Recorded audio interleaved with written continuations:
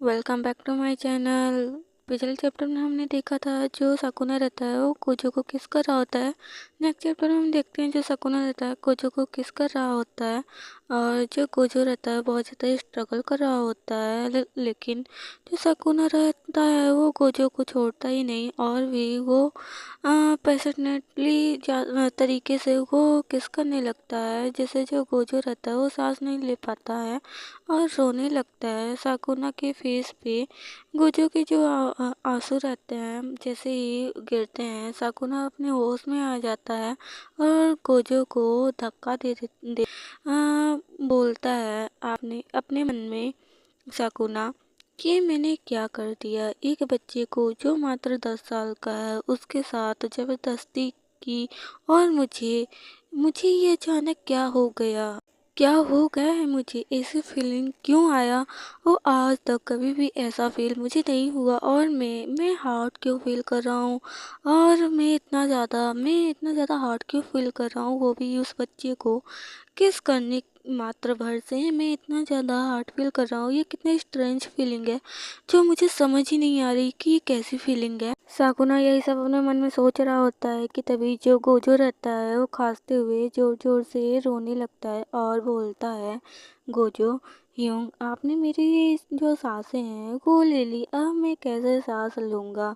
Gojo जो 10 साल का बच्चा है उसे ये नहीं पता कि किस क्या होता है और उसने कभी गुफा से निकलकर बाहर की दुनिया नहीं देखी। इन 10 सालों में बस उसका जीवन गुफा तक ही सीमित रहा।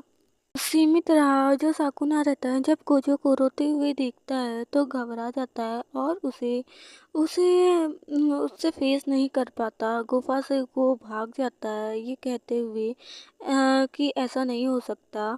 और साकुना को भागते हुए देखकर गोजो भी उसके पीछे पीछे जाने लगता है लेकिन तभी गोजो जो रहता है वो रुक जाता है और उसे यूं की कही हुई बातें याद आ जाती हैं।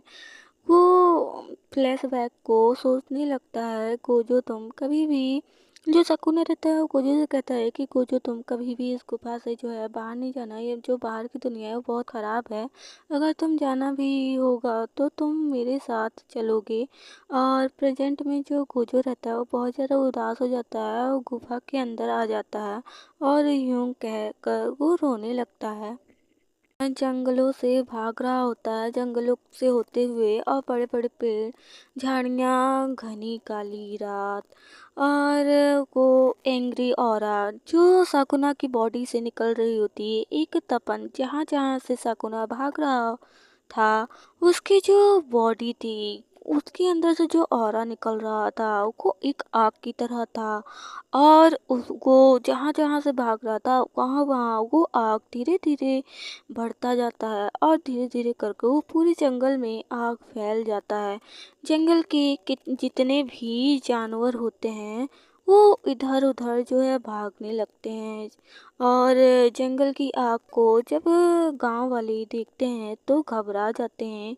एक छोटा बच्चा बोलता है, माँ क्या जंगल में आग लग गया है, कितनी रोशनी है। तभी वही बूढ़ा आदमी बोलता है, हे भगवान साकुना ने तबाही मचाना शुरू कर दिया है। अगर कल हमने उसे बलि भेंट नहीं किया तो ये पूरा गांव तबाह हो जाएगा। हे भगवान अब मैं क्या करूं। वो ओल्ड मैन पूरी तरीके से डरा है। तभी जो वो बूढ़े बाप की बेटी बोलती है आते हुए कहते हैं, पिताजी मैं जो है बनूंगी, ये बलि का जो भेंट है मैं बनूंगी। और जो गांव वाले रहते हैं वो उस लड़की की बातों से सहमत हो जाते हैं और मान जाते हैं लेकिन उसके पिता जो रहते हैं वो नहीं मानते। तभी एक जो पर्सन रहता है उसमें से आगे आता है और वो उस बूढ़े आदमी को धक्का देते हुए कहता है कि हे तुम क्या कर रहे हो। और बोलता है अगर तुम्हारी बेटी बलि पे नहीं गई तो हम सब जो है मारे जाएंगे। क्या तुम हम सबको मरते हुए देखना चाहते हो। तभी वो बूढ़ा आदमी, नहीं ऐसा नहीं है, लेकिन मेरी बेटी जिसे मैंने नाजों से पाला है उसे उस दरिंदे के हाथ में सौंप दूं। कौन कौन बाप कौन बाप होगा भला अपनी बेटी को खाई में धक्का देगा।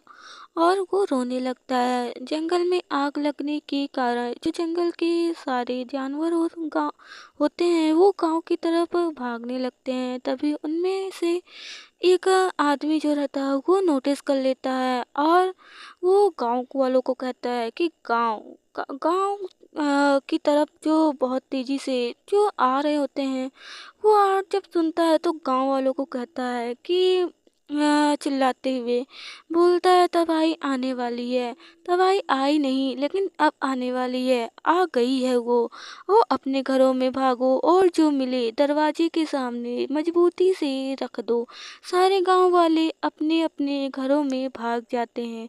नेक्स्ट सीन में जो साकुना रहता है वो भागते हुए माउंटेन पर आ जाता है और जोर जोर से चिल्लाने लगता है, नहीं नहीं नहीं, ऐसा नहीं हो सकता, कभी नहीं, ऐसा हो ही नहीं सकता। मेरे सीने में दिल नहीं है, मेरे सीने में दिल नहीं है, मेरा कोई भी वीक पॉइंट नहीं हो सकता इस दुनिया में, मेरा कोई भी नहीं हो सकता। और ऐसे चीखते चिल्लाते वो चिल्ला रहा होता है, अपने मन की जो भरा मन की पूरी भड़ास होता है, वो अपनी फीलिंग को एक्सेप्ट करने का तैयार ही नहीं है कि उसको ऐसे भी फीलिंग आ सकती है। अगर ये स्टोरी आपको अच्छी लगती है तो मैं स्टोरी को कंटिन्यू रखूँगी, अगर नहीं अच्छी लगती है तो फिर मैं इसको कंटिन्यू नहीं रखूँगी और मैं डीमोटिवेट हो गई हूँ। अगर आप लोग कमेंट तो मैं मोटिवेट भी हो जाऊँगी। Thank you for watching.